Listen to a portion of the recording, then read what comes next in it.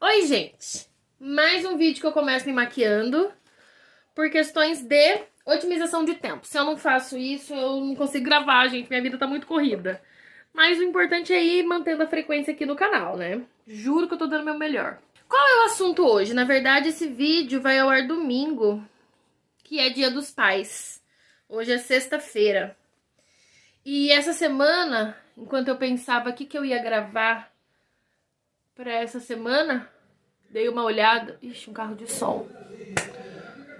Ai, meu pai amado, é tudo que eu precisava agora. Mas me veio à mente um assunto sobre o Dia dos Pais.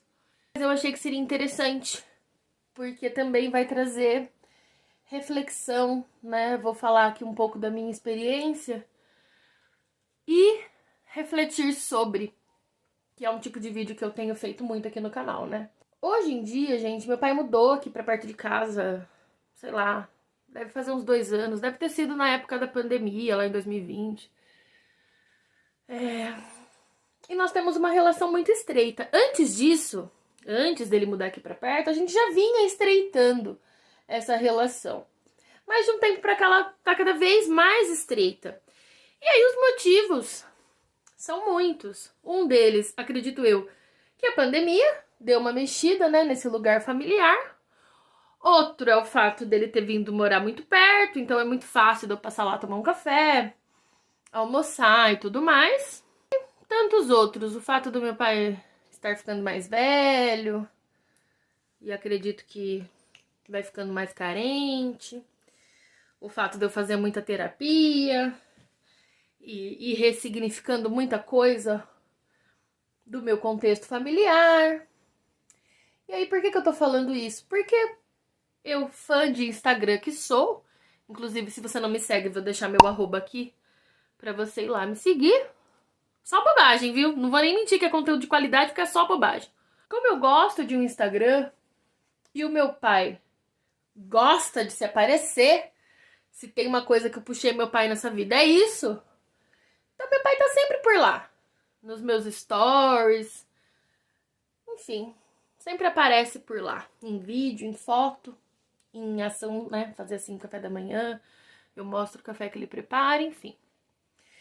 E aí tem sido cada vez mais comum pessoas falarem da relação, da minha relação com meu pai, né? Ai, admiro tanto, ai, que relação bonita. Ai, enfim, infinitos elogios e rasgação de seda mesmo pra cima disso. E eu sei, eu nunca pergunto pra ninguém assim, tipo, e você com seu pai? Nunca faço essa pergunta, porque eu sei que esse assunto é muito delicado pra muita gente, muita gente. Gente, a gente sabe como tem gente que nunca nem conheceu o pai, como tem gente que conheceu o pai e teve um péssimo relacionamento. Então é uma ferida pra muita gente. Então eu nunca pergunto, assim, sabe? Tipo, eu agradeço o elogio, falo ali um pouquinho do meu pai e só. Nunca abro margem pra perguntar pra pessoa sobre ela ou sobre o pai dela, enfim. E uma outra coisa que eu também nunca falo e que eu vou falar aqui é que eu tenho certeza que essas pessoas nem imaginam como essa relação que eu tenho hoje com o meu pai foi uma relação construída aos poucos e depois de adulta. Eu não tive essa relação com meu pai desde a infância. E por que eu tô falando isso? Por que eu acho que é interessante trazer esse assunto aqui pro canal? Porque muitas relações, inclusive as relações pai, mãe e tal, são possíveis de ressignificar. A questão é que pra ter isso que eu tenho... Nossa, gente, eu não tô tão palhaça assim, eu juro. Na câmera tá parecendo, mas no espelho não tá. Que pra ter isso que eu tenho hoje com meu pai, gente, além de muita terapia, a terapia foi um caminho muito importante pra essa relação. Eu, como adulta, tive que ressignificar o pai que eu tive na infância e entender que meu pai mudou, melhorou, evoluiu e que ele foi o que ele soube ser. E que ainda que eu tivesse as minhas dores ali, e eu falo isso de uma forma muito profunda, gente. Eu não vou ficar expondo aqui, sabe? Mas dores mesmo, coisas profundas. Ainda que isso tenha doído e machucado, já aconteceu. Sabe aquela história de não adianta eu discordar da infância que eu tive? Porque eu, por exemplo, discordo. Mas eu discordar não muda a infância que eu tive. Então, eu tive que aprender a entender que aquele pai que eu tive na infância não é o pai que eu tenho como adulta. Até porque, como adulta, eu nem preciso do meu pai. Num sentido de, a criança, ela depende dos pais, o adulto não. Então, enquanto adulta, eu tive que olhar para essa criança, entender que o que faltou, faltou, mas que hoje sou eu, Juliane adulta, que posso suprir essas dores e essas feridas. Não adianta mais eu cobrar do meu pai, da minha mãe, enfim. E o outro ponto de vista, né, além das minhas dores como criança, muito daquilo que eu sentia era também uma forma de estar do lado da minha mãe, sabe? Uma coisa assim, isso é muito infantil e é muito inconsciente, não é algo consciente. Mas é como se eu estivesse defendendo a minha mãe. Por quê? Porque a visão dela sobre meu pai foi imposta para mim de alguma forma, em algum momento. E a criança compra isso mesmo e acaba levando isso para a vida adulta. Então, quando um dos genitores não libera o filho para o outro por conta das dores dele em relação a essa outra pessoa, o filho se sente naquela, eu tenho que tomar um lado, eu tenho que escolher para onde eu vou, entende? Então, muito do que eu carreguei também, assim, com relação ao meu pai, foi por conta das dores com a minha mãe. Agora, essa questão, veja que é uma questão dela, porque as dores dela com os pais dela, ou com o pai, ou os pais dos filhos dela, é ela que vai ter que carregar, entende? Não tem como a gente carregar por ela. E também é uma coisa que... é terapia, gente. Resumo, terapia. Voltando no dia seguinte para seguir o raciocínio aqui com vocês. Toda vez que alguém vem falar dessa questão, né, da minha relação com meu pai, ou quando alguém vem achar que meu pai é muito fofo, e falar, seu pai é muito fofo e tal, eu me lembro disso, sabe? Eu penso nisso. O quanto as pessoas não sabem o que está por trás de cada relacionamento, né? De cada convivência, de cada história. Então, meu pai é uma pessoa que mudou bastante, ele muda bastante. Eu sou muito parecida com meu pai, assim, aquela pessoa que gosta de buscar mudança, sabe?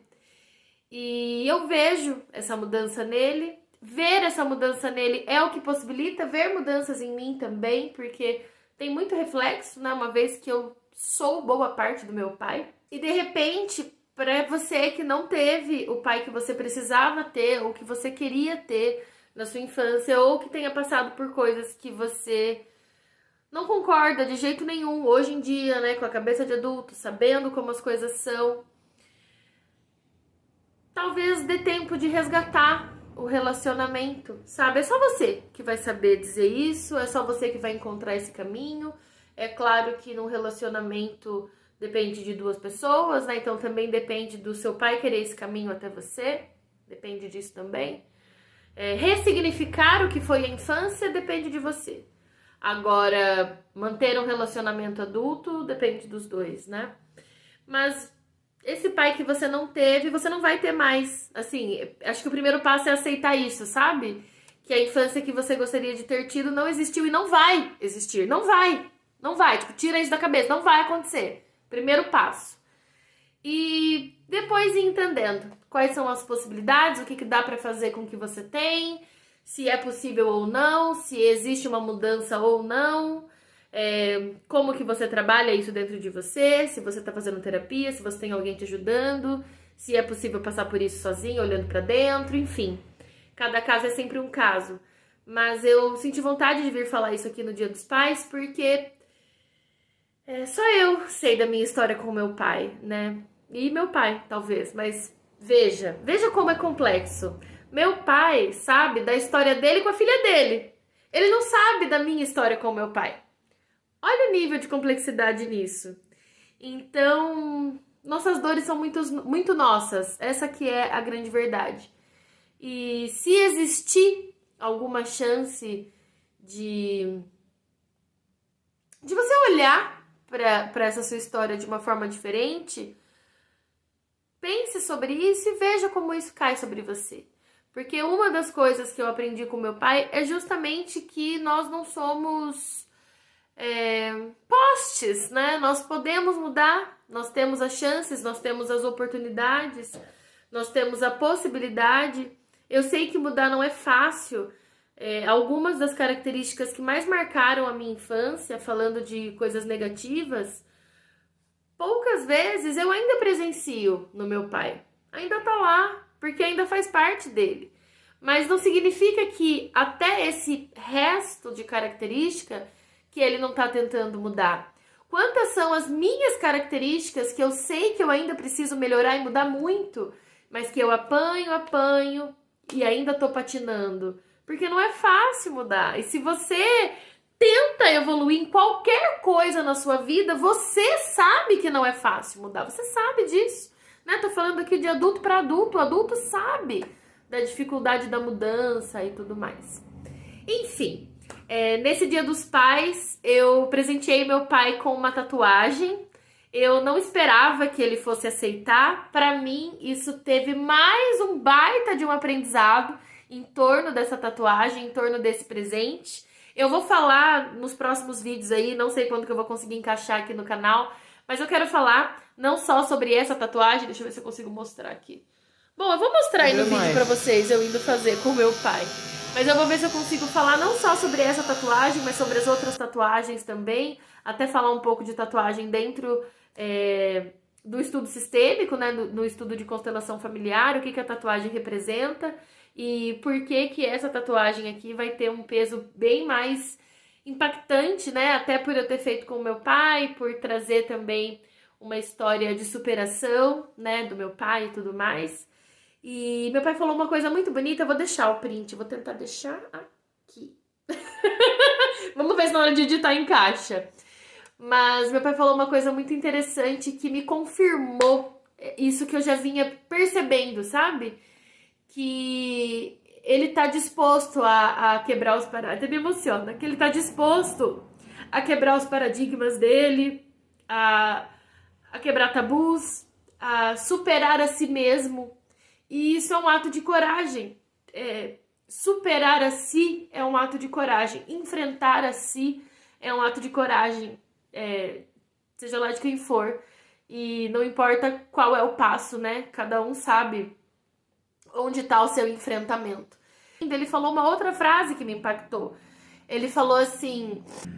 a gente tá vivendo a melhor época da nossa vida, né? E no meio da conversa ele repetiu essa frase 2 vezes. Eu percebi que o meu marido e o meu irmão que estavam juntos nem ouviram, né? E eu pensei, falei, nossa, ninguém tá ouvindo isso que meu pai tá falando.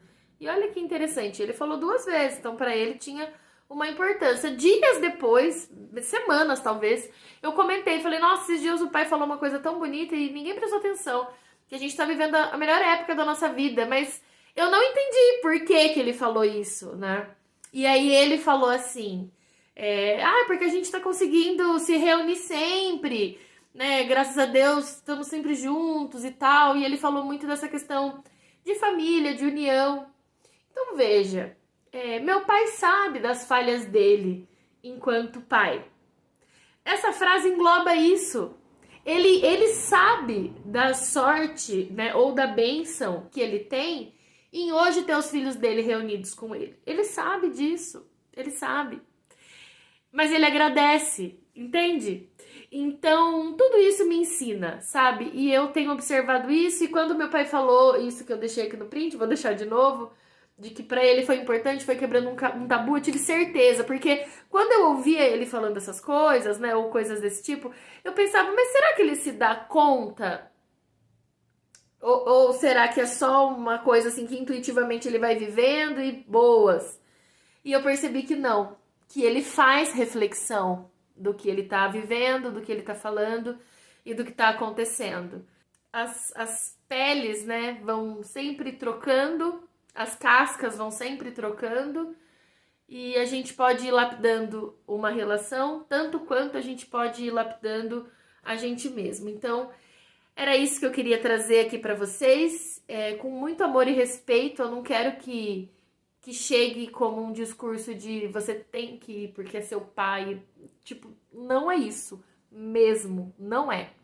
Mas é para de repente abrir os olhos ali para um ponto cego de algo que você não tá enxergando ou de algo que você ainda não parou para pensar, não parou para olhar, tá bom? É isso, eu espero que você tenha gostado desse vídeo. Se você gostou, já se inscreve no canal, que os próximos vídeos estão bem legais.